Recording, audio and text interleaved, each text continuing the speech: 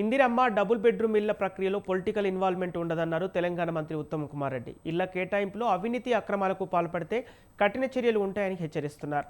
ఇళ్ల కోసం అధికారులు ఎవరు ఒత్తిడి చేయకూడదని సూచించారు. 2000 మందికి పైగా నిరుపేద కుటుంబాలకు సింగిల్ బెడ్రూమ్ ఇల్లు అందిస్తున్నామని ఉత్తమ్ తెలిపారు.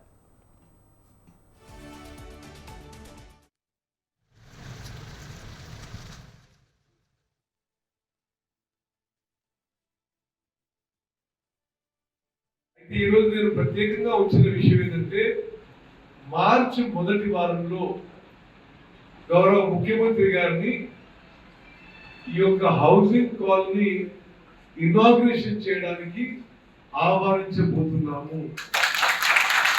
మరి ఆహ్వానించే ముందు ఒకసారి నేను చూసి ఆహ్వానించాలనే ఉద్దేశంతో ఈరోజు రావడం జరిగింది. అన్ని పనులని సమీక్ష చేయడం జరిగింది. అన్ని పనులతో సహా ఈ 2160 బెనిఫిషియరీ కుటుంబాలలో 1000 కుటుంబాలని ఇప్పుడు ఇమ్మీడియట్లీ ఈ వారం రోజుల్లో సెలెక్ట్ చేయబోతున్నాము. ఈ కమిటీకి హుజూర్ నగర్ ఆర్డీఓ గారు కమిటీ కన్వీనర్ గా ఉంటూ కమిటీ చైర్మన్ గా ఉంటూ దీంట్లో municipal commissioner, MPO, MRO, official committee for selecting the beneficiaries